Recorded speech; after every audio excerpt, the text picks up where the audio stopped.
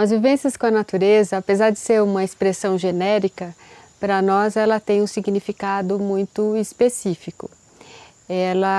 Elas pressupõem atividades estruturadas para serem desenvolvidas raramente individualmente, em geral em pequenos grupos ou grupos maiores, e tem o objetivo de facilitar o desenvolvimento da percepção sensível das pessoas em relação à natureza, o que ajuda na formação de vínculos e ajuda também num desenvolvimento maior interno, né, num autodesenvolvimento das pessoas. As vivências com a natureza, na verdade, são atividades, jogos, brincadeiras, assim, elaborados com muita sensibilidade, que progressivamente vão aproximando as pessoas da natureza a tal ponto delas perceberem que numa determinada instância a natureza responde. Quais seriam as motivações, né, para o professor, para o pai ou a mãe, ou para o guia, o monitor ambiental, por que praticar as vivências com a natureza? Então, tem muitas vantagens. Pensando no professor, o professor que tem aquela turma na sala de aula, as vivências com a natureza servem para ajudá-lo a trabalhar fora da sala de aula, ou seja, trabalhar menos com conceitos abstratos e mais com experiências de uma maneira que ele tem condições de balancear isso. Ao passo que se o professor tiver instrumentos para sair da sala e para trabalhar no próprio jardim, no pátio da escola, ele já vai modificar muito a relação dele com seus alunos, a relação dele com o próprio conhecimento e, consequentemente, dos alunos com o conhecimento. Como planejar um programa de vivências com a natureza? E isso vale para todo mundo, professor, pais, monitores, guias, né? Quais são os elementos importantes para levar em consideração quando você quiser fazer um programa de vivência com a natureza e fazer o seu planejamento? Normalmente a gente trabalha com 3 elementos. Um elemento que é muito importante é você mesmo, o educador que vai conduzir essa visita. Como você está se sentindo, como você está se percebendo nesse dia. E levar isso em consideração, colocar isso como um ingrediente importante do planejamento. Você não está separado daquilo que você vai fazer. Aquilo que você vai fazer é você fazendo junto, né? Então, um outro elemento importante a ser considerado são as características da área natural onde você vai trabalhar. Então, veja como você sente aquela área, se ela está alegre, se ela está encoberta, se ela está misteriosa, que características a mata tem, e use essa percepção na escolha das atividades que você vai fazer com o grupo. O terceiro elemento importante para levar em consideração é o próprio perfil do grupo. Então, tem atividades que não servem de jeito nenhum para determinado grupo e é excelente para outros, né? Então, o importante é que o educador leia, estude, né, conheça as atividades, uma por uma, e faça as suas escolhas, né? Tem as que você gosta mais, as que você acha que é mais adequada para aquele grupo, para aquela natureza daquele lugar.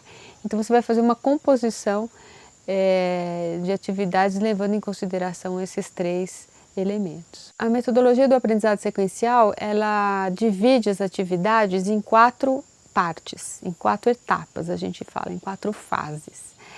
A primeira fase, o objetivo dela é despertar o entusiasmo.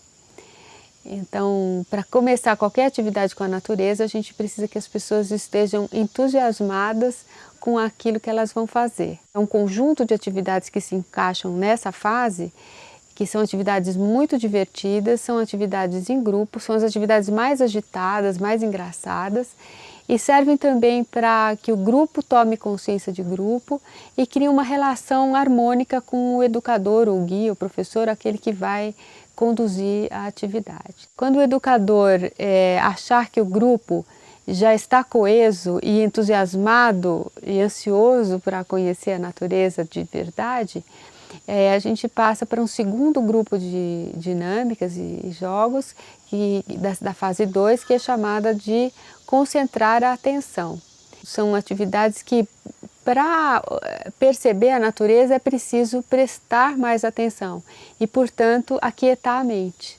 Então, são atividades que enfatizam muito a escuta, o foco em um dos sentidos. São atividades que vão ficando cada vez mais delicadas, mas voltadas para a concentração da atenção. Quando o educador percebe que o grupo está calmo, está com a mente concentrada, capaz de prestar atenção em pequenos detalhes, aí então ele passa para uma terceira fase, que é, digamos, o principal, assim, é o momento, o apogeu da vivência com a natureza, que é a fase 3, que a gente chama de experiência direta.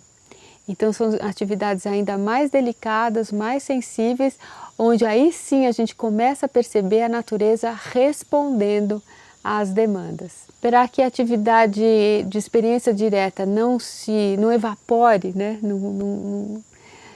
Não fuja da memória das pessoas, a gente tem uma quarta fase que a gente chama de compartilhar a inspiração, em que então são atividades para que haja um compartilhamento, mas do ponto de vista da inspiração, não é um relato daquilo que viveu, é aproveitar aquela experiência para criar algo poético e bonito. As vivências com a natureza proporcionam um aprendizado pela experiência, então é muito diferente do aprendizado pelos livros ou em aulas, como a gente está acostumado a aprender. Aprender pela experiência pressupõe o uso do corpo, dos sentidos e de uma percepção cada vez mais sensível do mundo que nos cerca. Eu penso que as vivências com a natureza, elas são transdisciplinares, além de transversais, né? Porque elas rompem com a estrutura de disciplina, pois o professor de qualquer disciplina pode praticar as vivências com a natureza para melhorar o próprio processo de ensino-aprendizagem que ele está envolvido. Quando a gente se encanta pelo aprendizado ou por aquilo que a gente está aprendendo, aquele aprendizado fica ancorado na memória celular das pessoas.